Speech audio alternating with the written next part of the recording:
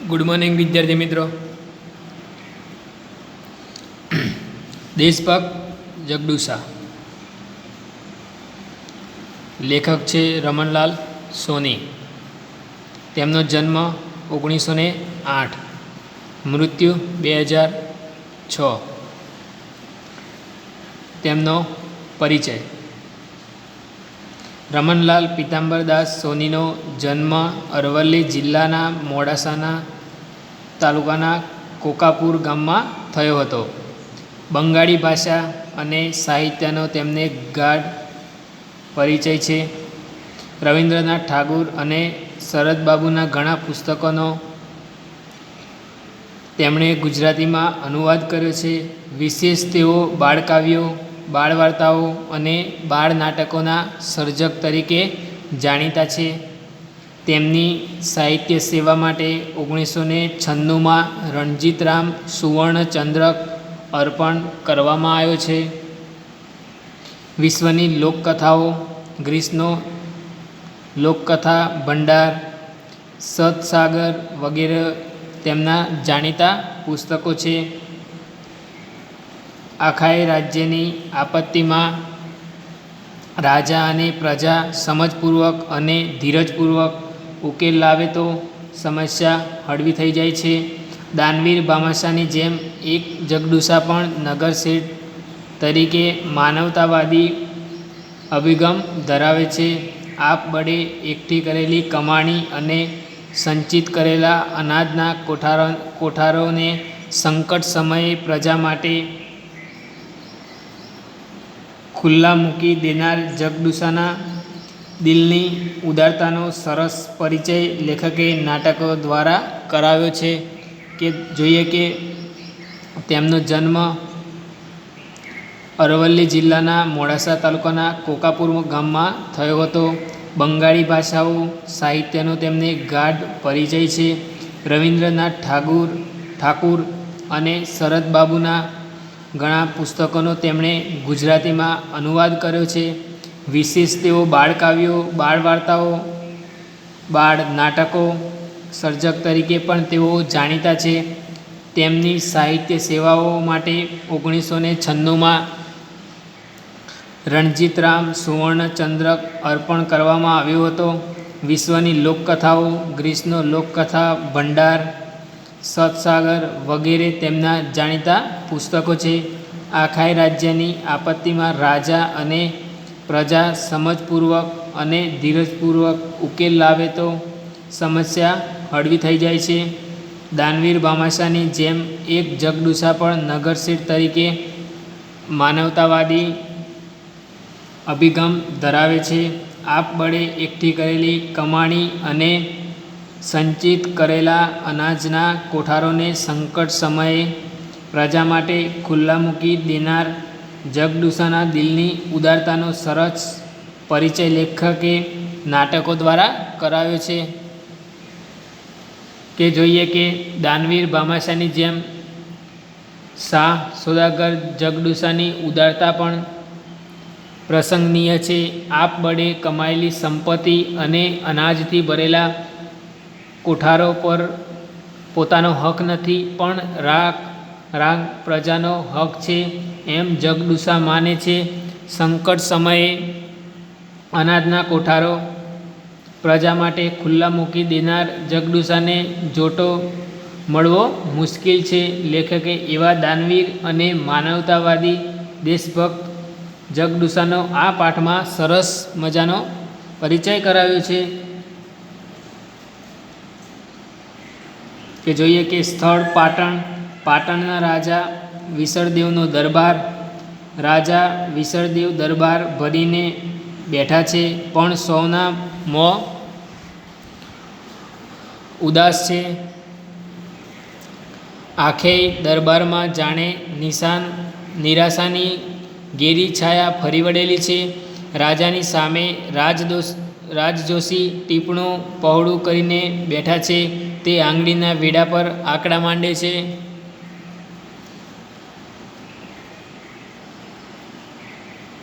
રાજા: તે જોશીજી, આ વર્ષે વરસાદ નથી તો શું જોશી: મહારાજ, મને થાય છે કે કાડવાણીની ઉચ્ચારતા મારી જીભ કપાઈ કેમ નથી જતી?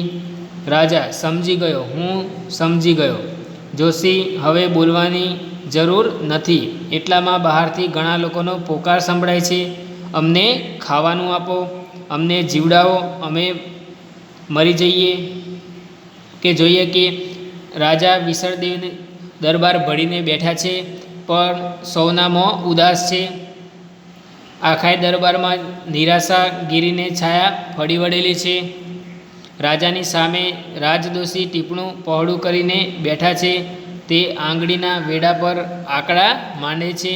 રાજા: તે જોશીજી, આ વર્ષે વરસાદ નથી શું? જોશી: મહારાજ, મને થાય છે કે કાડવાણી ઉચ્ચારતા મારી જીભ કપાઈ કેમ નથી જતી?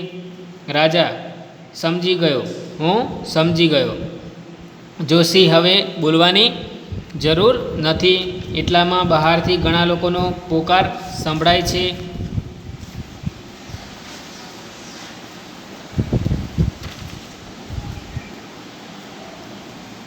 કે અમને જીવડાવો, અમે મરી જઈએ છીએ.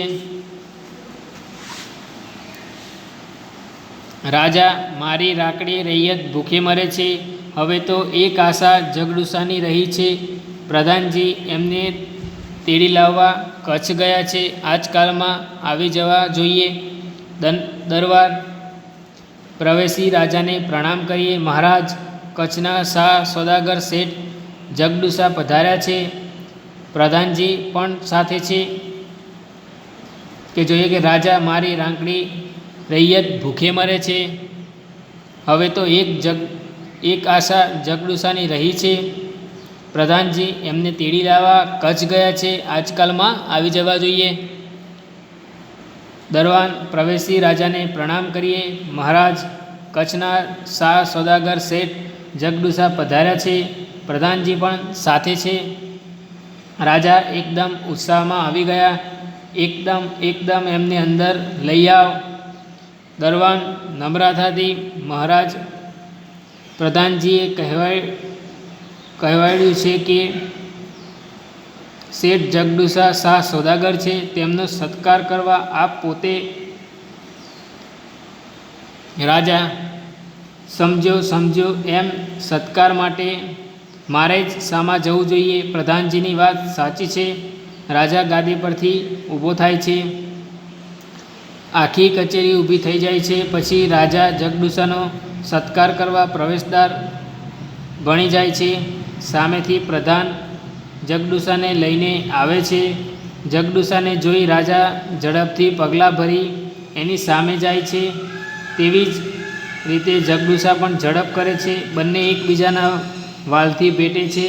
પછી રાજા જગડુશાનો હાથ પકડી રાજગાદી તરફ દોરી જાય છે અને પોતાની જોડે જ ગાદી પર તેમને બેસાડે છે. બંને બેઠા પછી પ્રધાન અને દરબારીઓ પોતપોતાના આસન પર બેસે છે. કે જોઈએ કે હવે તો એક જ આશા જગડુશાની રહી છે કે તે દાનવીર ભામાશાની જેમ શાહ સોદાગર જગડુશાની ઉદારતા પણ પ્રશંસનીય છે. કે આપમેળે કમાયેલી સંપત્તિ અને અનાજથી ભરેલા કોઠારો પર પોતાનો હક નથી, પણ એ રાંક પ્રજાનો હક છે એમ જગડુશા માને છે. કે સંકટ સમયે તે અનાજના કોઠારો પ્રજા માટે તે ખુલ્લા મૂકી દે છે.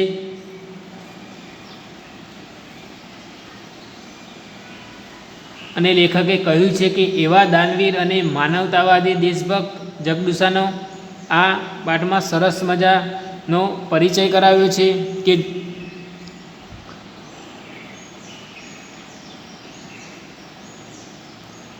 કે હવે તો એક જ આશા રહી છે કે જગડુશાની પ્રધાનજી એમને તેડી લાવવા કચ્છ ગયા છે. આજકાલમાં તે આવી જવા જોઈએ. દરવાન પ્રવેશી રાજાને પ્રણામ કરી: મહારાજ, કચ્છના શાહ સોદાગર શેઠ જગડુશા પધાર્યા છે. પ્રધાનજી પણ સાથે છે. રાજા એકદમ ઉત્સાહમાં આવી એકદમ એમને અંદર લઈ આવ. દરવાન નમ્રતાથી મહારાજ, પ્રધાનજીએ કહેવાડ્યું છે કે શેઠ જગડુસા શાહ સોદાગર છે, તેમનો સત્કાર કરવા આપ પોતે. રાજા, સમજો એમ સત્કાર માટે મારે જ સામા જવું જોઈએ? પ્રધાનજીની વાત સાચી છે. રાજા ગાદી પરથી ઊભો થઈ જાય છે. આખી કચેરી ઊભી થઈ જાય છે. પછી રાજા જગડુસાનો સત્કાર કરવા પ્રવેશ દ્વાર ભણી જાય છે. સામેથી પ્રધાન જગડુસાને લઈને આવે છે. જગડુસાને જોઈ રાજા ઝડપથી પગલાં ભરી એની સામે જાય છે. તેવી જ રીતે જગડુસા પણ ઝડપ કરે છે. બંને એકબીજાને વાલથી ભેટે છે. પછી રાજા જગડુસાનો હાથ પકડી રાજગાદી તરફ દોરી જાય છે અને પોતાની જોડે જ ગાદી પર તેમને બેસાડે છે. બંનેના બેઠા પછી પ્રધાન અને દરબારીઓ પોતપોતાના આસન પર બેસે છે. જગડુસા, મહારાજ, ઓચિંતા કેમ યાદ કર્યો મને? રાજા, સુખ દુઃખની વાતો કરવા. શેઠજી, ગુજરાતમાં આજે 3 વર્ષથી કારમો દુકાળ છે કે વરસાદ ઓછો પડ્યો છે. અનાજોના કોઠારો ખાલી છે. જગડુસા, એકલા ગુજરાતની કા વાત કરો છો? આખા હિન્દુસ્તાનમાં આજે દુકાળ છે. સિંધ, મેવાડ, માળવા, કાશી અને ઠેઠ કંદહાર લગી આજે લોકો ભૂખે મરે છે અને પાનખરમાં પાંદડા ખરે તેમ ખરે છે. વખત એવો બારીક છે કે ભલભલાની લાજ જવાનો વખત છે. 7 ખોટના દીકરાના મોંમાંથી બાપ બટકું રોટલો કાઢી ખાય છે. મુઠ્ઠી ધાન સારું મા બાપ છોકરાઓને વેચે છે. સી ખબર શું થવા બેઠું છે? કે જોઈએ કે આખા હિન્દુસ્તાનમાં દુકાળ છે. સિંધ, મેવાડ, માળવા, કાશી અને ઠેઠ કંદહાર લગી આજે લોકો ભૂખે મરે છે અને પાનખરમાં પાંદડા ખરે તેમ વખત એવો બારીક છે કે ભલભલાની લાજ જવાનો વખત છે કે 7 કોટના દીકરાના મોંમાંથી જો બાપ બટકું રોટલો કાઢી ખાય છે. મુઠ્ઠી ધાન સારું મા બાપ પોતાના છોકરાઓને વેચે છે. સી ખબર શું થવા બેઠું છે? રાજા, રામજી ખાશે તે રહેશે, પણ આ વખતે રૈયત ટકાવી રાખવાનો રાજ્યનો ધર્મ છે.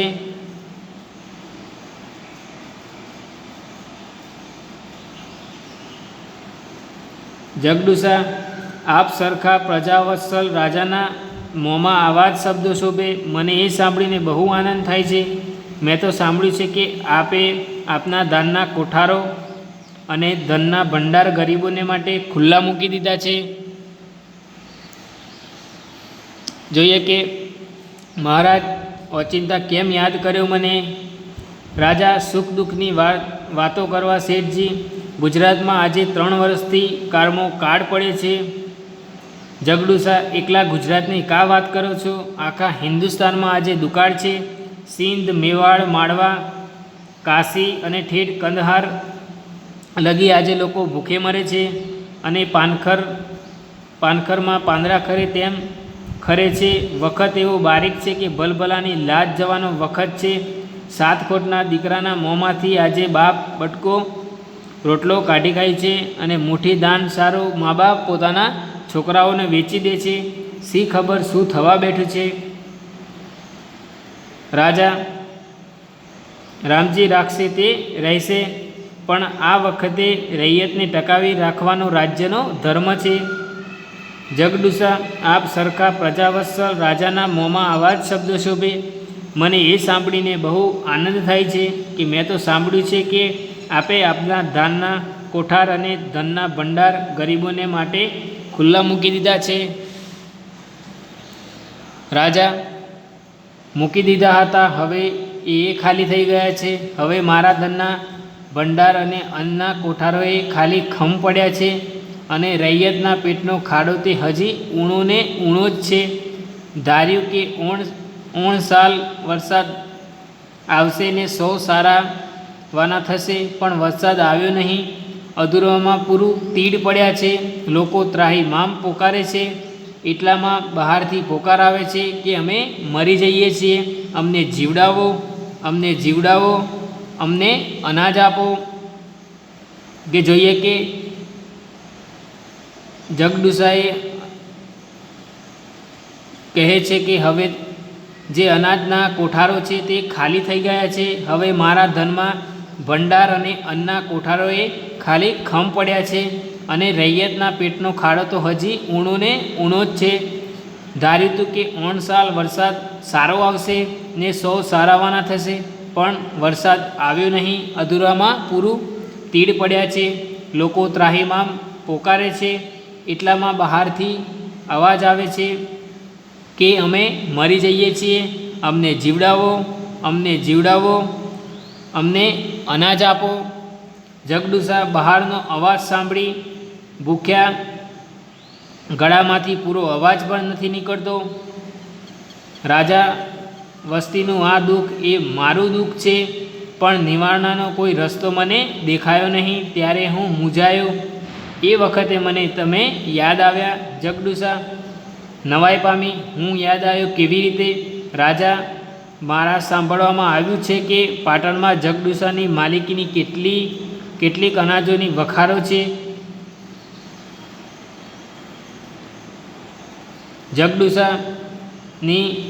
જગદુસાની માલિકીની અનાજની વખારો. મહારાજ, આપની કંઈક ભૂલ થાય છે કે મારી માલિકીની કોઈ અનાજની વખાર મેં પાટણમાં કે કોઈ શહેરમાં રાખી જ નથી.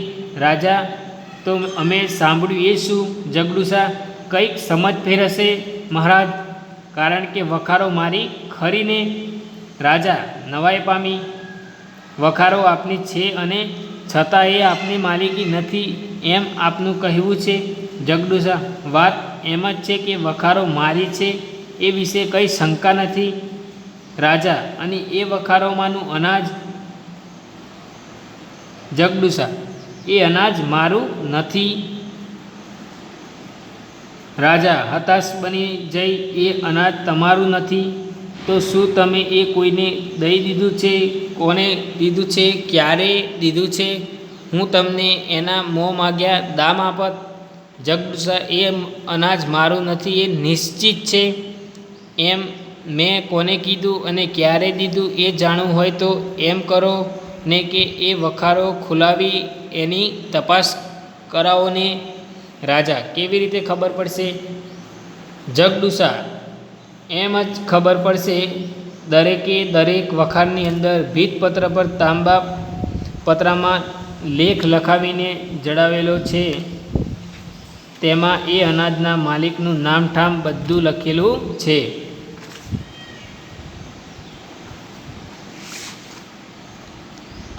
રાજા, ઠીક છે, ઠીક છે. હું એ માલિકની પાસે જઈશ ને કહીશ કે સુકાળ થઈ તેને એક એક દાણા સાથે મોતી ગણીને આપીશ, પણ આજે મારી પણ આટલી દયા કર. જગદુસા, જે રાજાની દિલમાં રૈયતના સુખ દુઃખનો આવો ખ્યાલ છે તેને અનાજની જરૂર મળી રહેશે.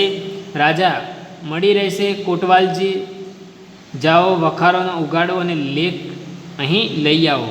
કોટવાલ, જેવી આજ્ઞા મહારાજ.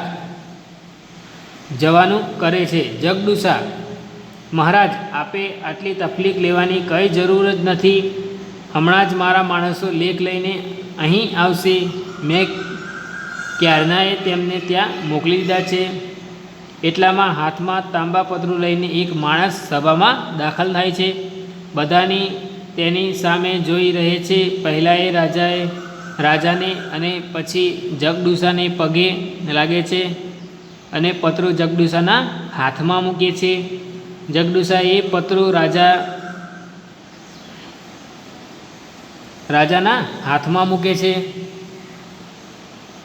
રાજા, આજ એ લેખ જગદુશા: હા મહારાજ. પંડિત પાસે એ વંચાવો.